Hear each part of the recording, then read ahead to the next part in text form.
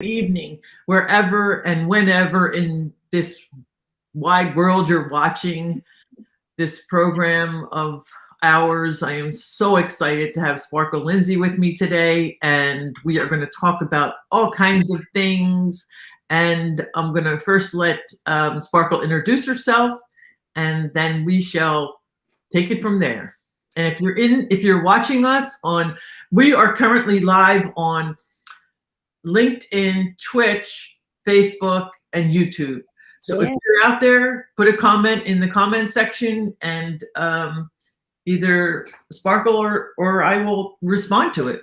Okay, Sparkle, take it away. Tell us about who you are and how you and I got here today. Well, first things first, I just want to say thanks for having me, and hello to everyone that is out there. My name is Sparkle Lindsay. I am the founder, CEO of Sparkle LLC, The Light at the End of the Tunnel. I'm a keynote motivational speaker. I'm an author, and I am a nationally certified recovery coach for alcohol and addiction. So thank you for having me today. It's so cool because I know we were trying to go back and forth and figure out a time, and obviously divine timing found us right here. So this is good. I am, currently in recovery myself. I am 2 years and 4 months sober as of September 4th from alcohol and addiction. My drugs of choice were cocaine, Molly, and alcohol, which took me down about, I want to say, finally took me down about 2 years ago, where I decided to get help. And my journey, I was a leader. I've always been a leader my entire life, but I was a leader who did not understand how to have boundaries. As I grew up, even being the oldest of 5, I just never really grasped boundaries. I just was this fix-it person, this person who needed to fix everything, all the time. Even, my family got used to it. Where I worked was used to it. Sparkle can handle it. Sparkle will take care of it. Sparkle will take care of it, and we're going to kill it. We're going to crush it. And so I started truly believing that that was what I do. I'm the fixer.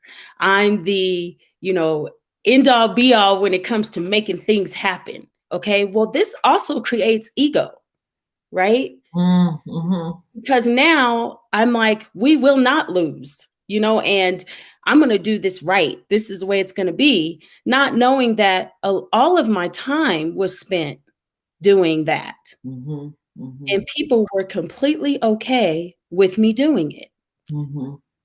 And after a while, it weared on me. It was wearing on me to the point where I was working, 12, 13-hour days for, corporate America, and trying to make this number one spot, trying to find the end result as positive, and, making sure that my team was always, taken care of, and that we were making those goals. But in all reality, I was exhausted.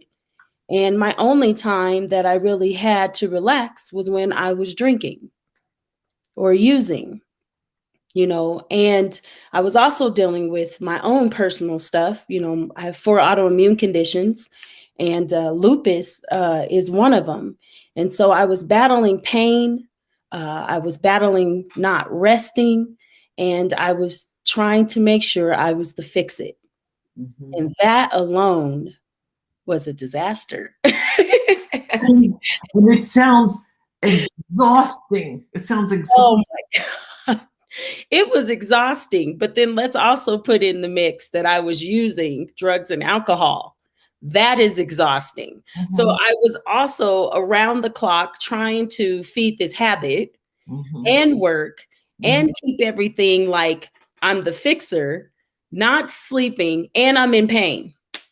This was a big portion of my life. And before that, I was a college athlete, played college basketball for. Yeah, there it is. See, divine timing, divine timing. College basketball player. And my first I got really sick, dropped from 140 to 107 in a week and a half in the middle of my college season, and was in a wheelchair for 6 to 8 months, like trying to walk, not being able to, just all of these different elements of, Sparkle, you're never going to walk again and you'll never play again. So what do you think I did? I said, I'm walking again, I'm playing again. And I went into fight or flight mode, and I'll say that on each of the podcasts that I'm on. I went into fight or flight mode. And that was really the beginning of my trauma that I never worked through. I never worked through that trauma. So when I got to corporate America, I was still in fight or flight mode. When I graduated, I was in fight or flight mode. I hadn't even started drinking until I was about 25 years old, and I couldn't handle my alcohol. So cocaine was introduced to me, and that's when everything just went wild. I was 25, 26, single, no kids, not married. And I came out making $75,000 a year, double major and a minor. And I was like, I am on top of the world right now. So I thought it was just a partying thing. I really did. And at the same time, I thought I had everything set. I was legit, but I definitely did not have boundaries. And you had it all figured out at 25. You had it all figured out. Yes, all figured out. I was going to become this regional. I was going to, work. I was told, they call that the glass ceiling, but I was told that there's all this opportunity for me. Everything's going to be great. And then as I got going through, work, I started noticing that I was asked to go to places and fix these places. So I was like the company's fixer. Like you go in, you fix it, and then the person comes in, they get all the glory for it, and then we move you somewhere else. So I was never good enough, right, to have my own store and be my own person and do all of that. But I was good enough to make sure others could jump into that role and be great, although I was the one that was doing all of the fixing. So that really hurt me too, because here I am, 24 at the time, jumping into these great roles, thinking that there's opportunity. And all along, I had already had the fixer, the fix-it girl as my, as what I was doing for corporate America. And that it was almost like being the workhorse, And as a leader, we want our people to do great. And I mean, I went on to do some great things with retailers like Kohl's, JCPenney's, King Soopers. And, in a lot of my podcasts, I talk about, me running or opening the door to an associate that I was trying to help. And I opened the door to the bathroom because he was taking a long time, and he shot himself. Oh my God. And see, all of this on top of the boundaries, the drinking, the working around the clock, the trying to be this fix-it person, that right there hit me. It hit me so hard. I fainted. And I would try to work through it. And then 6 months later, I got diagnosed with lupus. So with all of that happening, I was definitely drinking, and then I started having nightmares. And those nightmares were crucial.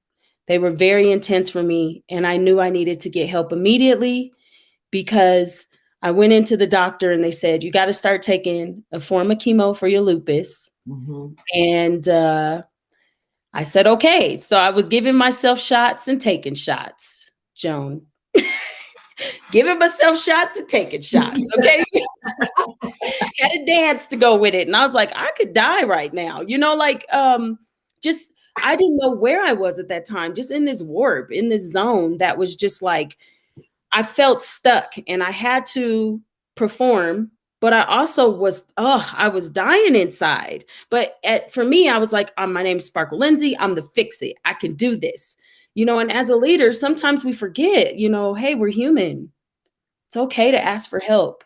And when I went into the office, I got called into the office. That's when I said, okay, well, I'm probably going to get fired because at this point, there's been a lot of stuff that I have been doing. I've been drinking. I have not been showing up sometimes, just not me.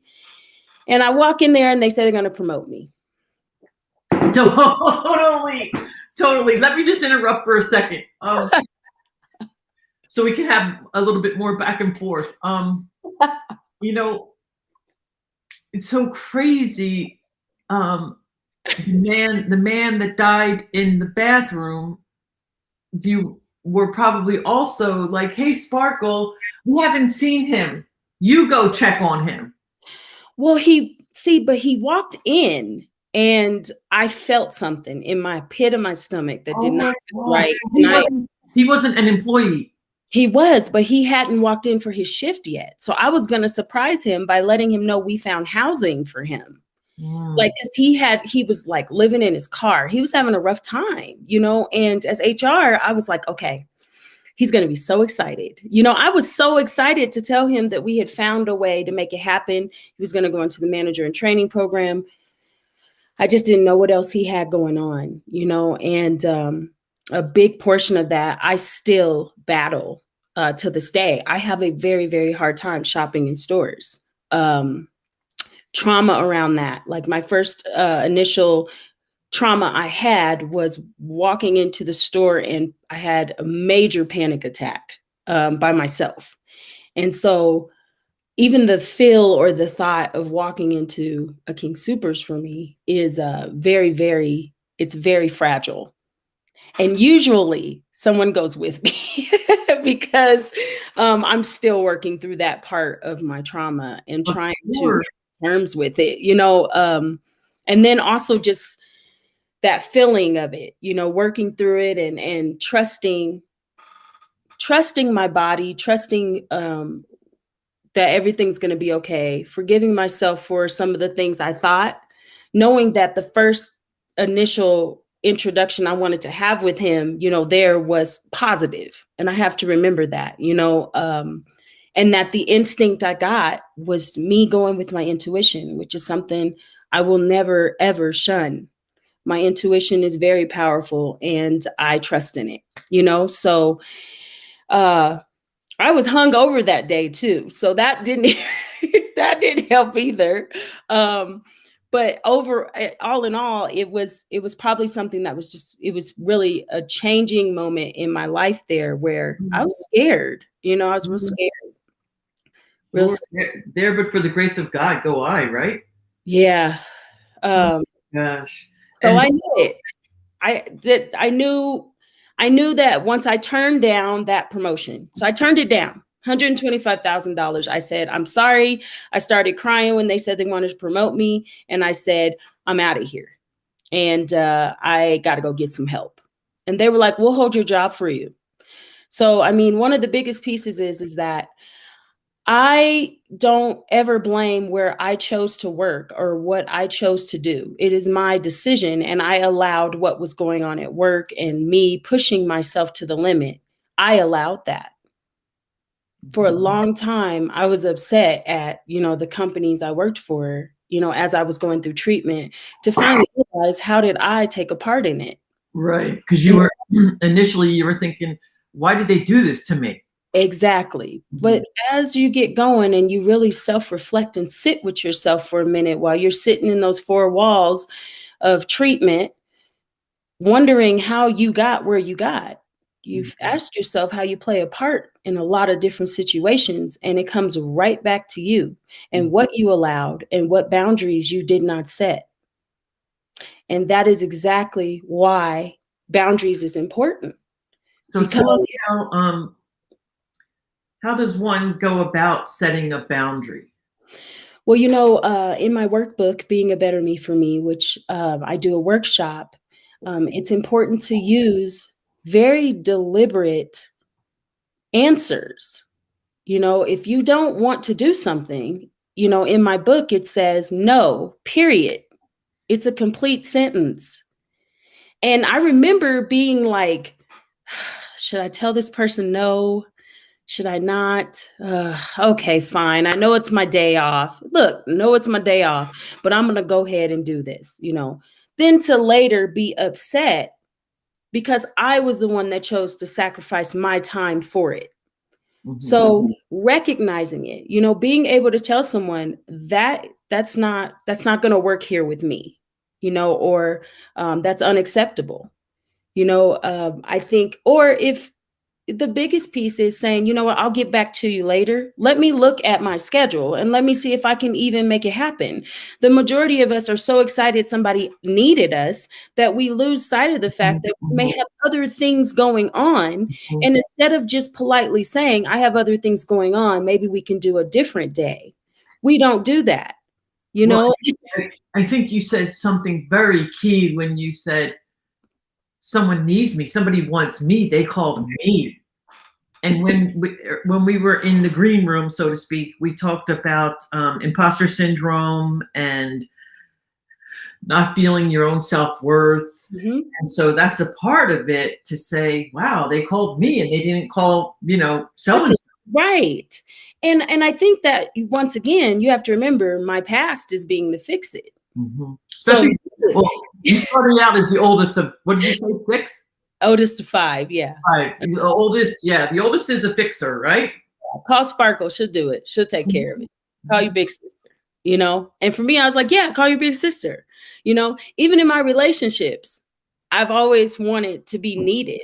I'm human, but like there's a fine line between over needy, right? And over wanting someone's attention. You have to be able to give, you have to be able to set boundaries for yourself, so you're not overworking yourself to the point where your cup is empty. And, I think it was actually Kenneth who's actually told us he's ready for some awesomeness today. He actually asked me, how does it feel to work with people who are in recovery?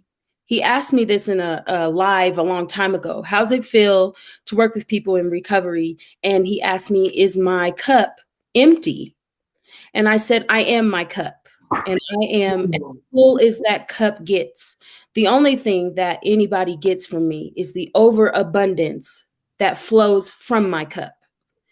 And that right there is a boundary, because I still have to take care of me. And in order for me to continue helping and giving my love and my support to others, I have to love and support myself first. But that wasn't how it was for me. It was take care of everybody else and then I'll just take whatever. Well, it changes a narrative when you go through what I've just went through. Do you know what I mean? Hey, I just had, hey, Usama, welcome. I just had an incredible vision when you said that your cup is full. So I have my teacup. Yes. And they just get what being full is, who you are every day, with a lot of work, I'm sure. Yes. Right.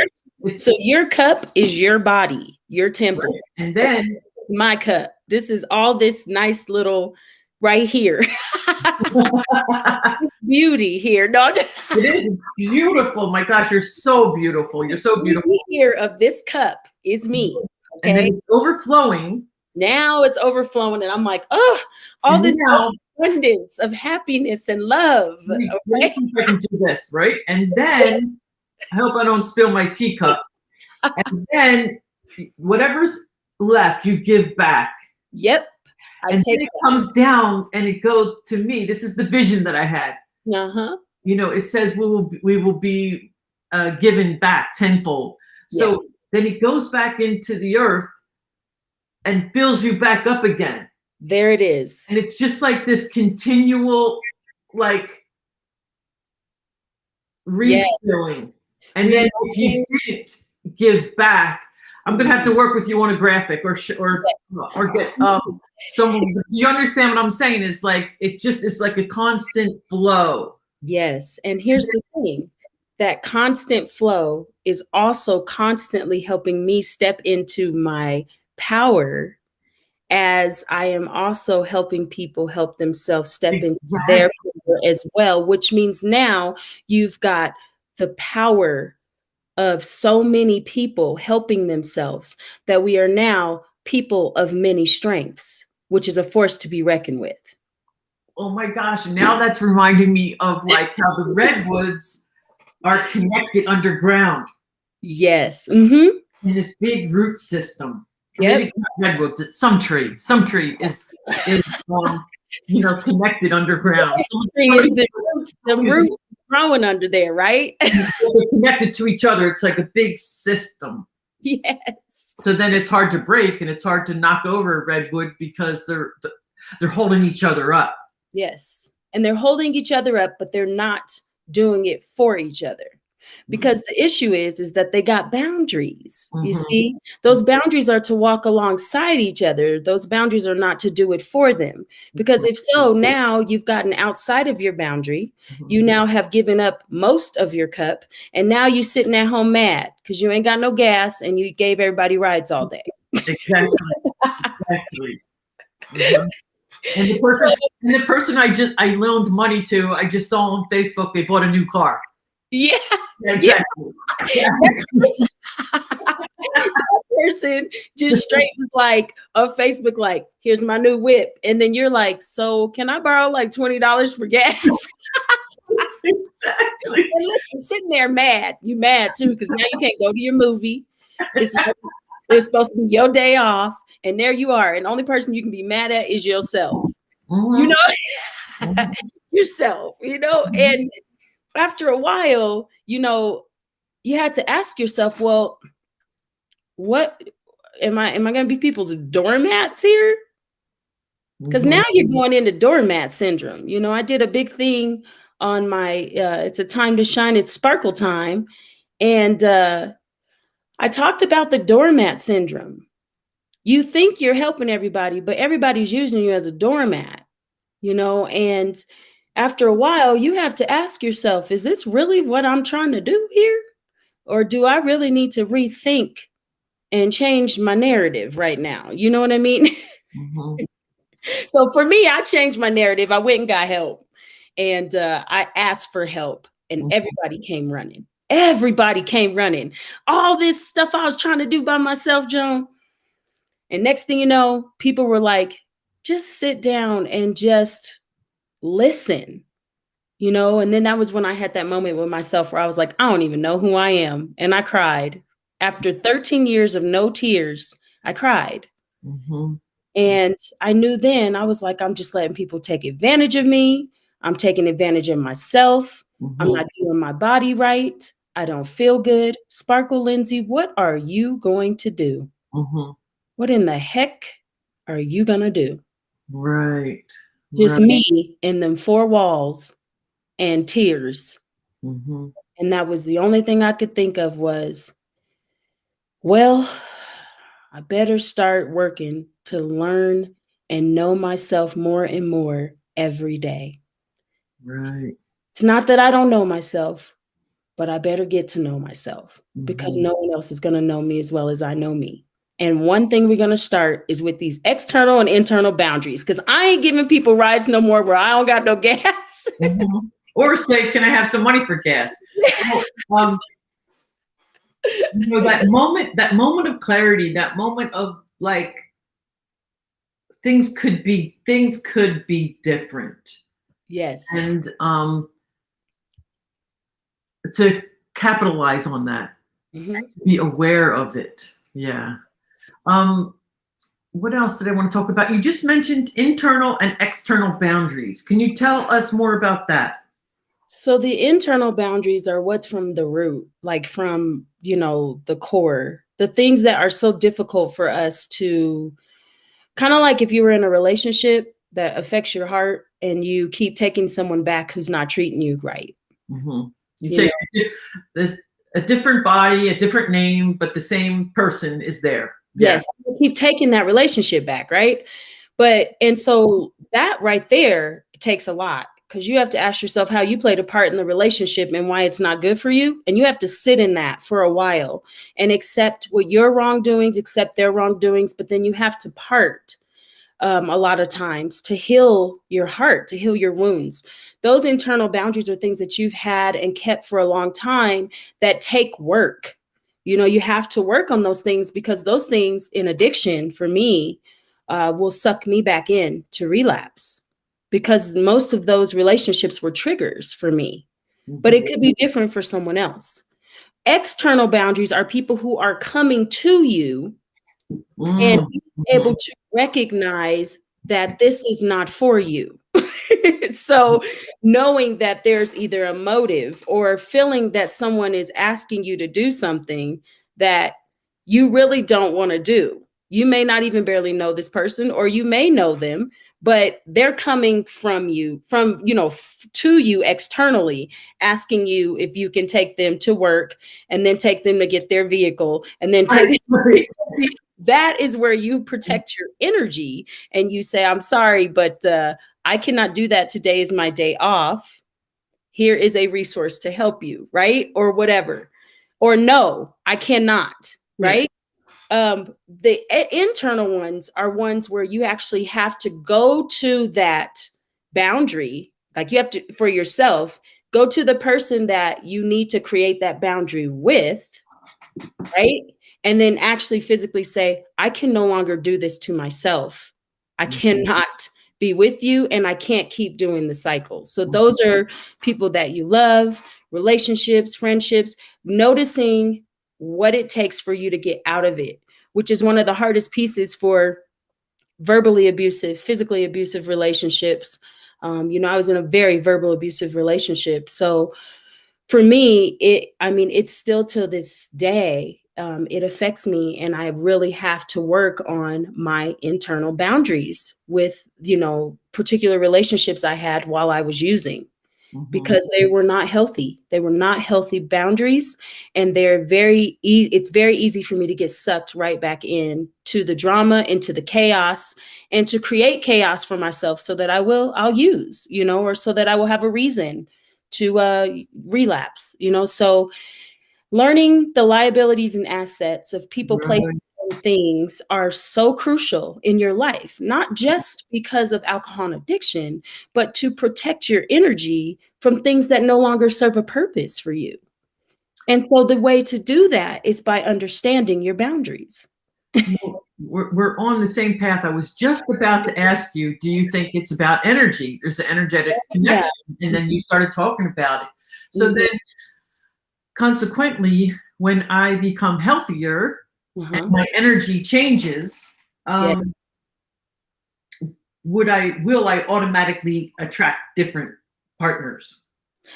Yes. And bosses and coworkers. Yes, because it's a full spectrum of how you've been allowing people to treat you. So it's not just one relationship, one friendship. As you continue to move forward, there are people who are going to leave your life because they no longer serve a purpose for you, or you no longer serve a purpose for them. Trying to hold on to that would be like pushing and pulling against the universe. Therefore, sucking you back into something you don't need to be a part of. But the hard part is saying, I don't need it. Because guess what? We love to be needed. So when we're dealing with being needed, and we're dealing with trying to fight and grow on our own, that's where we have these boundary issues, and we break our boundaries, or we give up. And some people don't understand, like, well, why doesn't she just leave him? Do you know what I mean? And inside, it's like, okay, this is an internal boundary, and I've been with this person for 10 years of my life. We have been constantly manipulating, verbally abusing, doing all of these things. We're in a cycle. So it's not going to be as easy to just say, I'm out. I'll see you later. It's a work. It's a progress. Just like I can't just easily say, I'm going to stop using drugs and alcohol and then I'm done. There is so much work around this alcohol and addiction piece, and it has to be full mind, body, and spirit, a full whole package for me to be congruent and walk through it.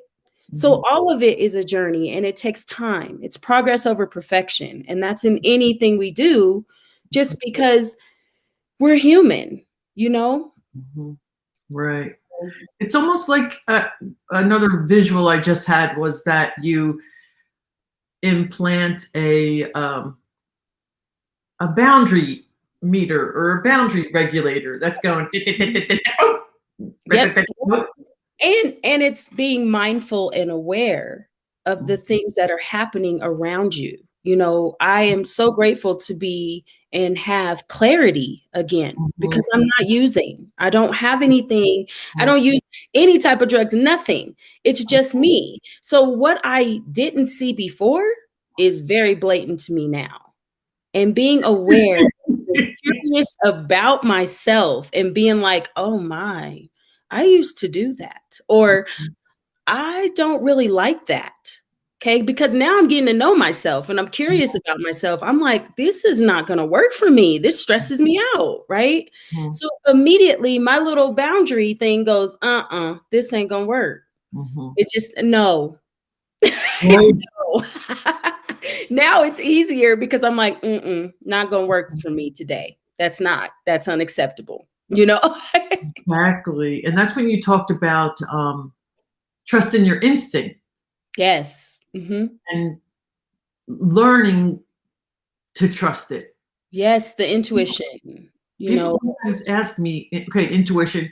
Some people sometimes ask me, well, how do I do that? And I say, well, incrementally do something small first. hmm. And so what would you say if someone said, well, how do I know it's my intuition and not just my old way of thinking? Well, like, so I think that meditation for me and being able to sit with myself and realize things I don't like and I dislike or I do like have really helped me be like, that doesn't work for me. You know, so for me, it's like all of a sudden I get this feeling like in the pit of my stomach that we usually will ignore, especially if we don't have clarity. We Mhm. act as if it's not there. Our subconscious mind acts as if we just don't care about it, right? But when you're clear headed and you are actually focused on what's going on, you're like, ugh, this does not feel good. You Mhm. know, like for me, I can be around a certain energy and be like, ooh, that person is still using and they use my drug of choice. I don't think I can handle that right now. Mhm. That's a boundary with myself because I'm like, oh, I smell alcohol. I think that they have my favorite drink on their breath. I better get in the car and go home. You know what I mean? Like Mhm. that's my clarity now. But this has been a practice every day, getting to know myself daily, getting to know boundaries, being healthy with them, understanding that as I grow, others grow, and then knowing that as I grow, I may leave some people behind because they're not ready. And then having to sit with that and understand that, and then also trust your body and trust your intuition to say, this isn't for me anymore. And Mhm. then accept it. It's a Mhm. full process every day for each emotion we go through, and then Mhm. learning to walk through it and then accepting it. Mhm. And if you keep doing it, you become really good at it because your body gets aware of it and it all works like a well oiled machine. But if we don't practice it, then that's when we have our relapses. That's when we have our codependency starts again, or we feel needed, or we want to go gamble out all of a sudden because we don't want to Mhm. walk through the emotion. Right. Well, just Continuously practice it, you transfer it to something else. Yeah. your body will do it. But if you let it go and you don't, then it's inevitable. It will probably come back, Mhm. which Mhm. is why you have a lot of people who are like, I was 26 years sober and then I relapsed. Mhm. And the question was, did you work on anything during those 26 years that kept you in your practice? Mhm. What kept you in the practice of boundaries, kept you in the practice of your program, of any of that stuff. And if you didn't and you went away from it, that may be why that happened, you Mhm. know? So figuring out the why and what's underneath any addiction or codependency or abuse, what's underneath the why and how did you and why did you allow it? Mhm. And it's normally because you didn't have boundaries. And then I'm also thinking what I tell my clients a lot, especially women, we're allowed to change our minds. Yes. So if I get into a situation and I said yes when I really should have said no, um, here's Kenny. He says I can smell BS miles away. Uh-huh. But sometimes we get into a situation where we're like, wait, so I can change my mind. And Mhm. that is a boundary. That is, in my world, I call it a permission. I give you permission to change your mind. But Right. what do you think about just being aware and then saying, this isn't working for me. I'm going to leave. Just like you said, I said yes, but now I'm saying no. That piece is even more difficult. I've been in situations like where I've been at work and then I've I've been at work and I'm thinking it's something that's going to be like 2 hours, and then I look up and we got a full presentation for like 4 hours, and then we got to go do the stuff for another 2 hours, and I'm like, "Wait a minute, this is supposed to be my day off." And then I remember being like, "Ugh, well, I guess I'm stuck here now." Right. What happened to me today? As soon as I wa- as soon as I walk into a place, but I had to learn the experience first. Mm-hmm. Because now I know there's no playing around with this. I need to be aware of what's going on. Like, I can't go walking into stuff and now you guys just get my time because you put me here. So then I said, let that happen to me now. I would walk in there, and as soon as they said there's a presentation for 4 hours, I must be at the wrong thing. Mm-hmm. So, when you guys do the thing I thought it was, you guys give me a call. This is my day off. I'm leaving. Mm-hmm. You are not setting me up that way, right? Or even when we talk about, when a woman says no, when a man says no, Mm-hmm. it means no, and maybe they did feel that way at first, but being able to be aware and have understanding for others and compassion is also a practice. Mm-hmm. And being able to understand that we don't know what everybody's going through in their lives. And if Mm-hmm. someone says yes at first, be aware of how they're acting, because they may have went from totally yes to this is too difficult for me. And we don't know what traumas people have. So be respectful, be aware. Kenneth said, I smell BS miles away, Mm-hmm. and he's very aware of his surroundings. I say to men and to women, especially when there's certain situations that happen, be aware of what that person you're talking to is feeling before you do anything else. Slow yourself down. Ask yourself, is this person really wanting that, or are they not? Reassure that person or ask that person if they're sure about it. Usually we can tell if we are paying attention to our intuition. We can tell when someone's a little hesitant about whether or not they want to do it Mm-hmm. or they don't, right? So it's important to be kind and to be understanding of that, and not overstep your boundaries. But it's also important to know when you have to say no. Mm-hmm. And Mm-hmm. you've got to practice it, because sometimes people get misconstrued on, the conversation, and or on what was going on, or mannerisms, right? Sometimes we don't even realize we're putting out something that we might be. And we have to be able to stand up for ourselves, step into our power and say, I'm sorry, I don't know what you were thinking, but this is a no. Mm-hmm. Mm-hmm. You Right. know, it's a Right. practice though, right? It's a practice. And then when you say you're the leader and you're working with your employees to watch their body language and to just say, I'm sensing you're saying yes, but you really want to say no. Yeah, I'm sensing that you don't really want to rework the whole sales floor today. Mhm. Am I right? Yeah. Yeah. So what do you want to do? What are you feeling today? Mhm. Well, Mhm. how are you? How can we make this a little easier? It seems like it's a rough day today. Tell Mhm. me if I'm right. Tell me if I'm wrong.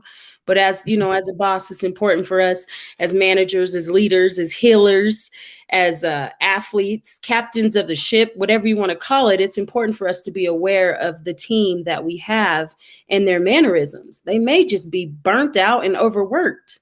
You Mhm. know, how do we ask those questions? Because they don't want to tell you, Sparkle, I'm exhausted and I work my other job and I got kids at home and we don't have a babysitter because we can't afford it. But sure, I'll work the whole sales floor. Mhm. Mhm.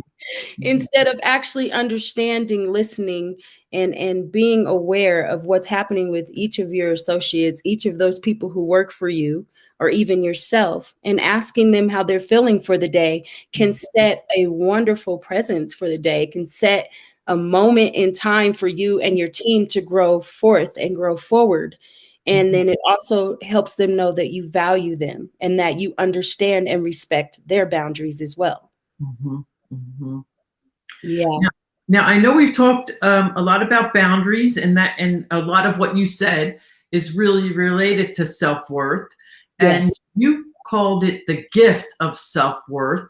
So of your own self-worth, which I thought that your use of the word gift was really cool and really profound, that it is a gift. Yeah. And, so many of us toss it away. And, a lot of us minimize our self-worth. We minimize how important we are to ourselves and how important we are to others. We minimize that. I found myself minimizing that just recently in my relationship. I've been fighting a relationship that I no longer have for 4 years. And in that relationship, I happened to be watching the movie Respect. And I never realized Aretha Franklin was an alcoholic, but I also didn't realize that she was, mistreated by a lot of men.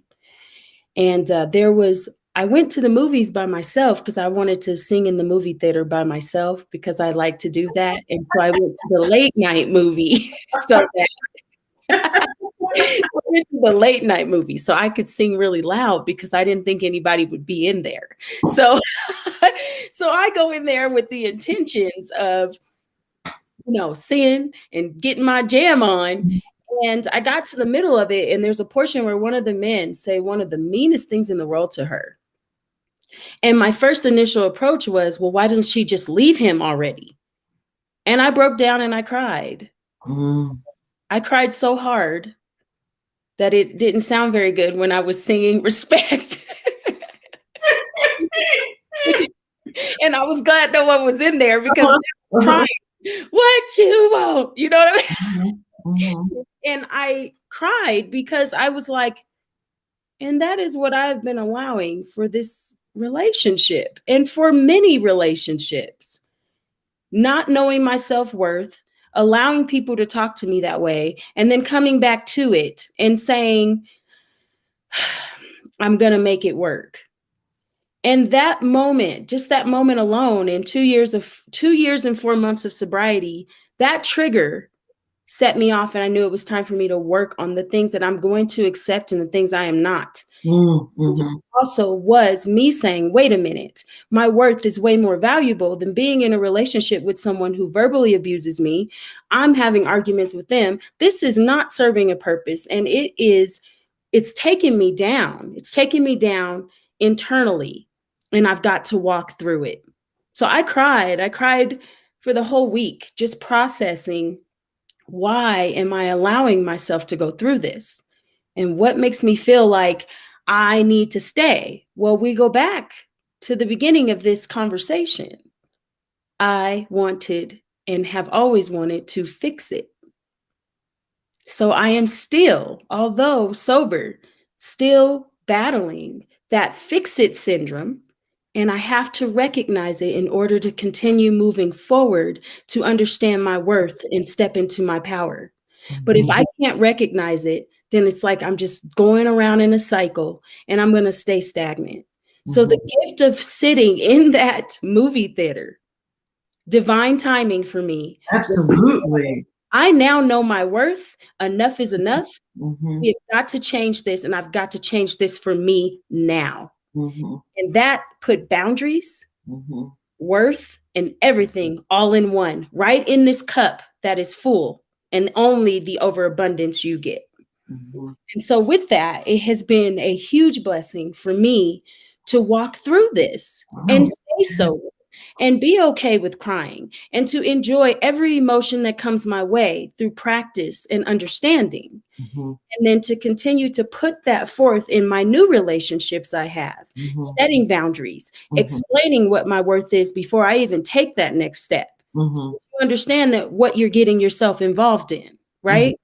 All of these things had to happen for me to now sit here and say, now the last time I was in the Respect movie crying. So this is experience is now taking me to a totally different level because I don't want to hurt that way and I don't want to hurt anyone that way. You know?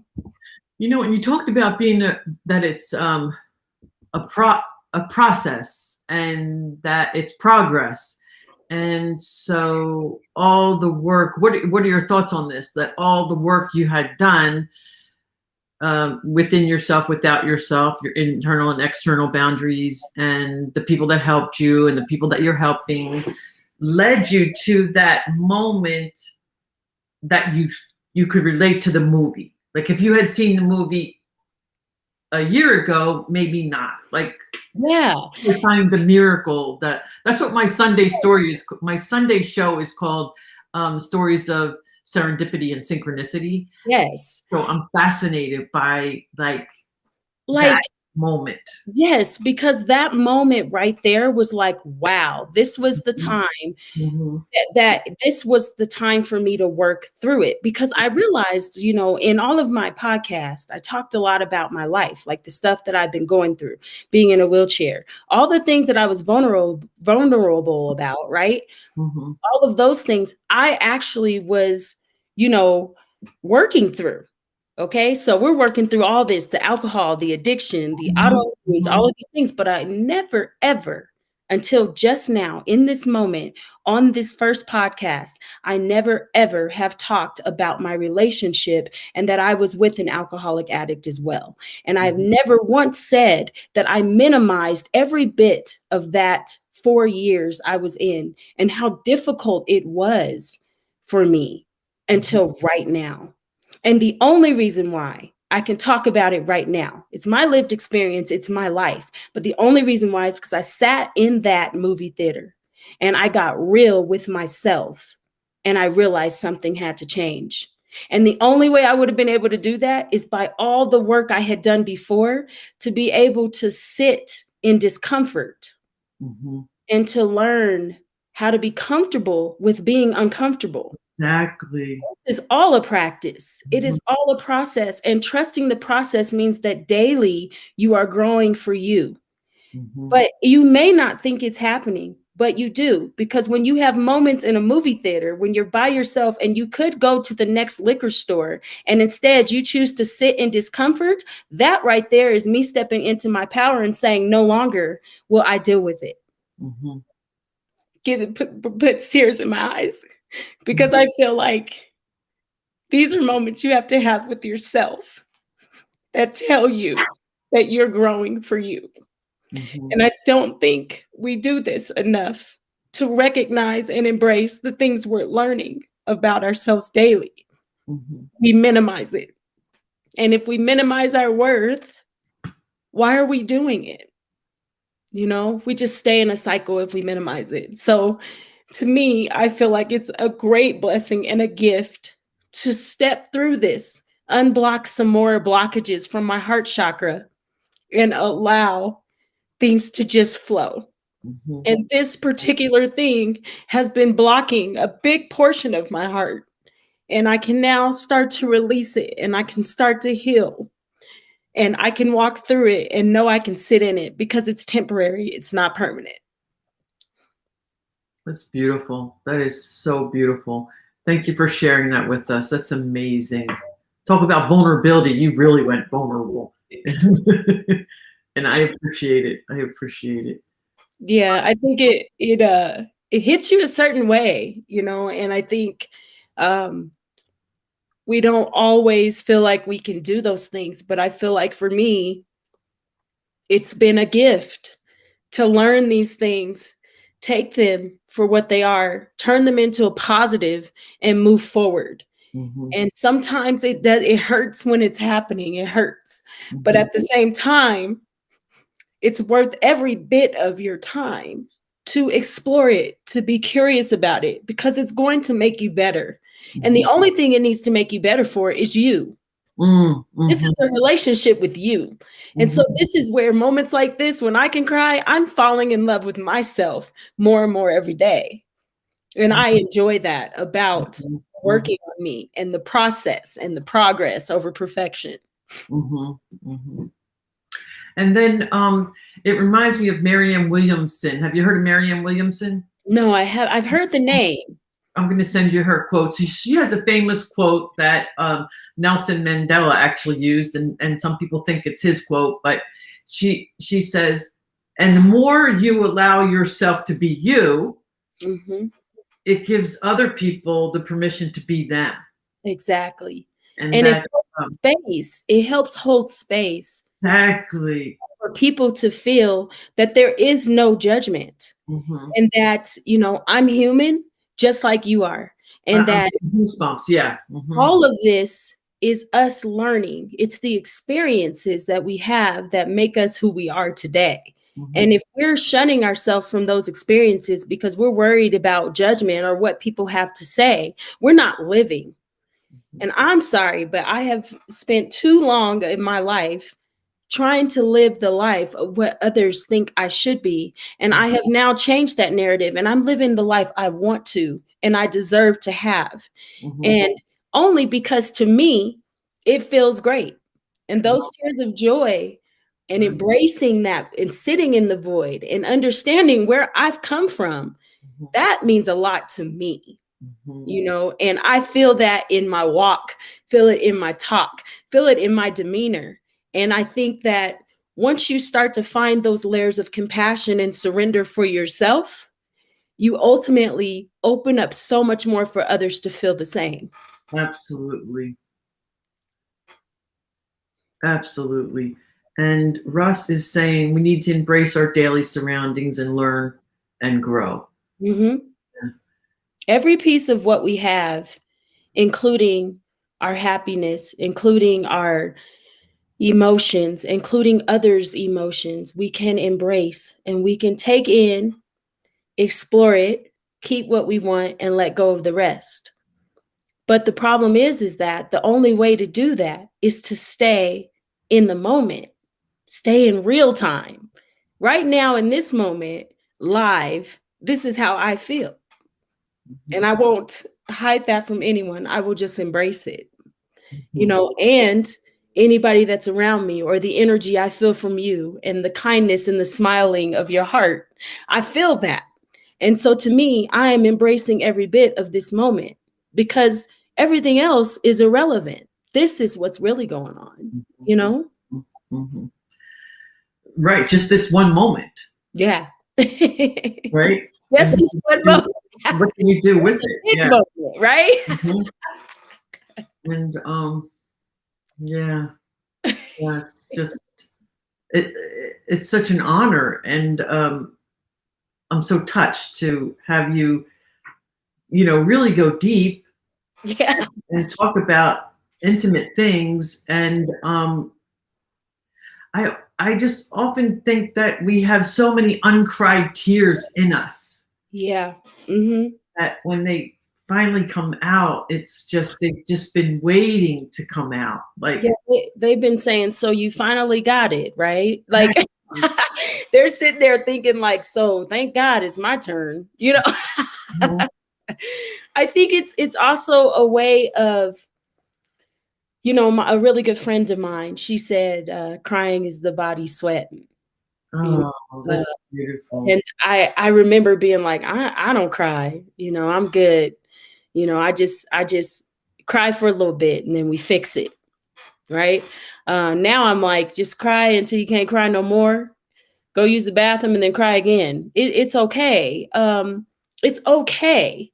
And I think that the big piece is like, as a recovery coach and sitting and walking in somebody who is completely restarting their life over, it's so humbling to watch somebody take their life back and do just what I'm doing and be able to say, you know what, I'm in this for me, and I'm sure, for a lot of people, and if anybody's, people are listening, a big portion of finally taking the steps to say, no longer will I let things kill me the way they are, is one of the biggest steps anybody can ever make. And so as a recovery coach, knowing that someone has made that big of a step, when they step into my space, into my realm, they be who they want to be.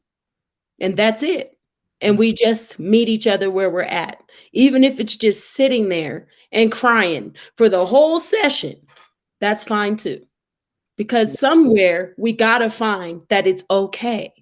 Mm-hmm. And that's what I love about what I do, is saying it's okay and we'll work through it one step at a time in real time. Mm-hmm.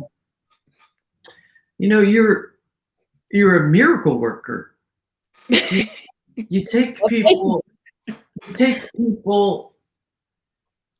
that are knocking on death's door, Mm-hmm. and just pull them out of the depths of hell. I mean, they have to want to, but you're putting your hand down to pull them up out of pain and misery and fear. Yeah. Yeah. And I feel every bit of it, to the point where I'm like, I'm going to hold you up and I'm going to hold your bearings up just for a minute. Mm-hmm. And then you'll start walking on your own. You'll get there. And then there's that moment where it's you telling me what you're going to do. You being the person you want to be. You being a better you for you, which is why I wrote the book, Being a Better Me for Me. Because as soon as you start to realize that you have the power and that you know yourself, it changes your narrative. And that's when the power works. That's when the magic works. That's when stepping into your power is key. And then you've got people around you. You've got a village of people who will make sure you're a force to be reckoned with, because they got your backs as well. Because we're all holding space for each other. Right. So powerful. So powerful. Mm-hmm. So powerful. I don't want to leave you in this emotional state. We can go back into the green. We can go back into the green room and talk some more. Yeah. But can you believe an hour has gone by? It's been going, girl. It feels like we've been here for a minute, but not really, right? Exactly. So, how can people get a hold of you, and how can they buy your book and things like that? So, my website, it just went live about 3 weeks ago. If you look under sparklelindsay.com, there's a lot of fun stuff that's on there. I actually am running the training program for Peer Recovery Coach Academy, and all 4 courses.